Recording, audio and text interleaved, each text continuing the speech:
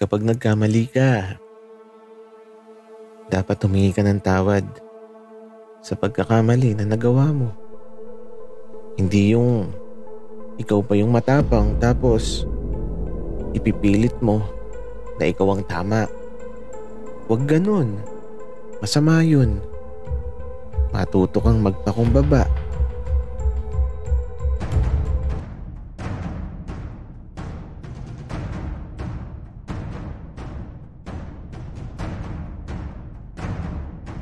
Kaibigan, huwag mong kalimutan mag-subscribe sa aming channel at huwag din kalimutan i-click ang notification bell at subscribe button. Subscribe na!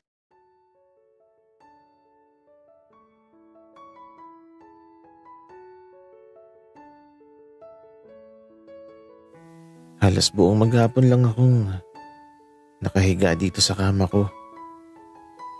Siguro, tama lang yung ginawa ko. Masyado na kasi kaming nagkakalapit ni Ben. Okay na din siguro na di na lang kami mag-usap kasi ayokong mahirapan ako kapag uuwi na ako. At naguguluhan na din ako sa kakaibang nararamdaman ko. Kaya mas okay na siguro na huwag na kaming mag-usap. Alas 3 na ng hapon nung makauwi si Maki. Pauwi na din daw kasi si Kuya William kaya umuwi na din siya.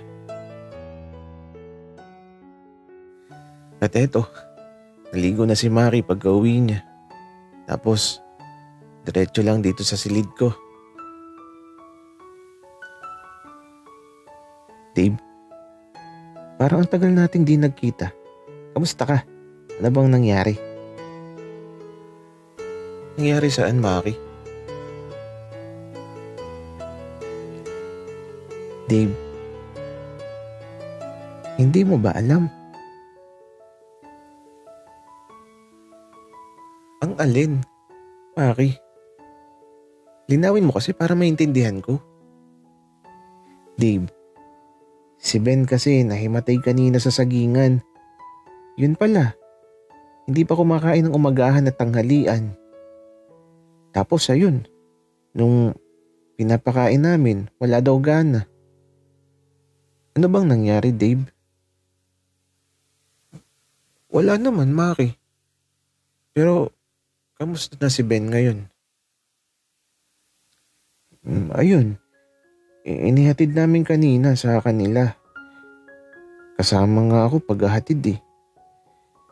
Kasi tulala lang si Ben. Ayaw kumain at magsalita. Nagtataka nga ako. Tapos, kapag tinatanong mo kung anong problema, wala naman daw. Nag-aaway ba kayo, Dave? Bakit naman kami mag-aaway, Maki? Sige. Maliligo na muna ako, Maki. Tsaka may pupuntahan ako. Saan ka pupunta, Dave? Pasama ako. Dito ka na lang, Maki. Walang kasama si Kuya kapag sumama ka sa akin. Wika ako. At eto, naligo na ako. Hindi ko alam na ganun ang nangyari kay Ben. At alam kong ako may kasalanan kaya eto, pupuntahan ko siya at kakausapin ko. Sasabihin ko lang na huwag na niyang uulitin ang bagay na yun. Kasi kapag may nangyari sa kanya, di ko kakayanin yun.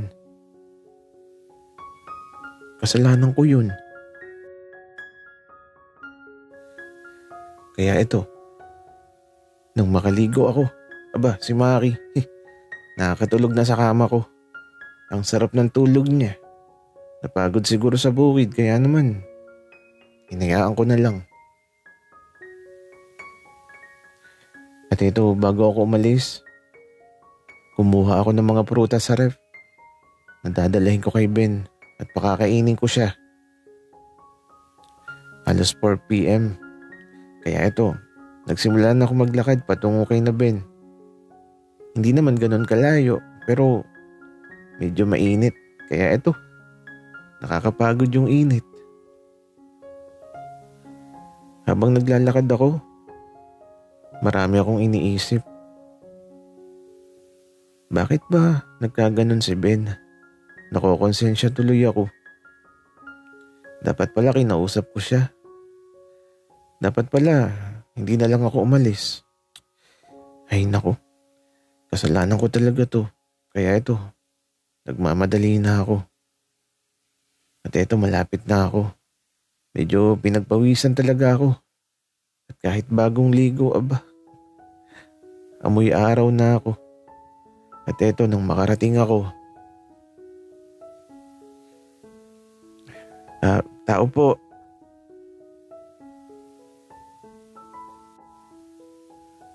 Sir Dave, pasok. Napapasyal po kayo. Opo, may sakit daw po si Ben. Wala naman iho. Nagutom lang. Pasok ka, nasa kwarto lang siya. Kamusta na po siya ngayon? Nasa silid lang siya. Nagpapalakas. Ayaw pa din niya kumain ng madami. Parang pusa. Puntahan mo na siya doon.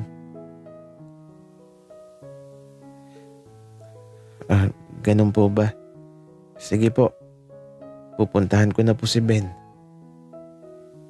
Kaya ito, nagtungo na ako sa may pintuan ng silid ni Ben. Nakasara ang pinto. Kaya ito, tinula ko ng bahagya at ayun. Nakita ko na si Ben. Nakahiga siya sa papag na nakatalikod.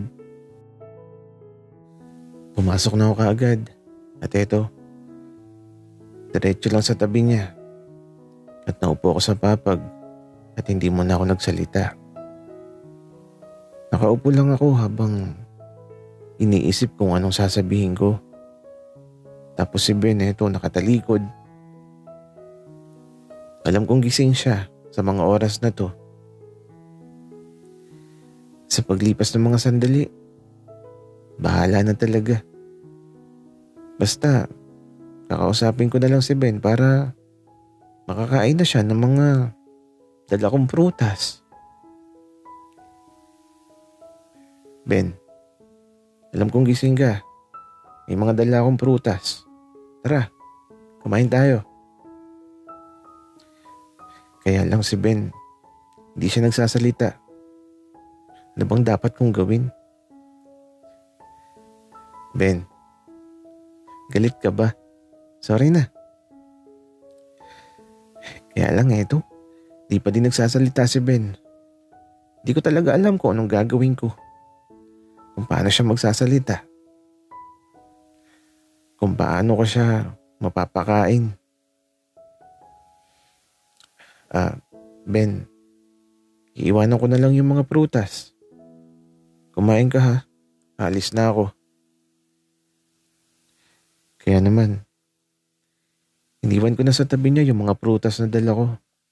Tapos eto, naglakad na ako patungo sa may pintuan na binuksan ko pero di naman ako lalabas. Binuksan ko lang tapos ipinarinig ko sa kanya na isinara ko yung pinto. Nasa loob pa din ako sa silid niya. Kunwari lang lumabas.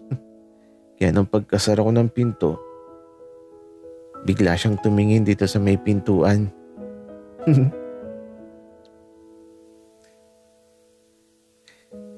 Biro lang. Di ako aalis. Wika ako. Pangit mo. Wika ni Ben at tumalikod ulit. Kaya ito, bumalik ako sa tabi niya at naupo muli ako sa papag. Sorry na kasi Ben. Kaya lang, ayaw pa din akong kausapin ni Ben. Kaya ito, may naisip ako. Eto, hinawakan ko yung bewang niya. Tapos, dahan-dahan kong pinasok yung kamay ko sa short niya. Ito ba? Matigas ang paninindigan niya. Ay, galit nga. Sorry na, huwag ka na magalit, Ben. Subo mo.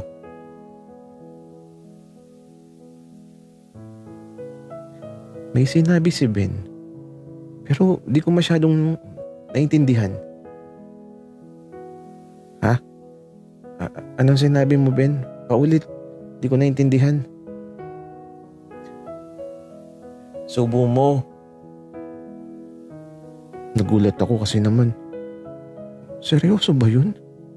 Tapos eto, humiga na ng maayos si Ben. At tinakpan niya ng una ng mukha niya. Gagi, seryoso ba yun? Bahala na nga. Kaya ito, kahit ayaw ko tong gawin, gagawin ko para mapatawad na niya ako. Pikit mata kong gagawin ang gusto ni Ben.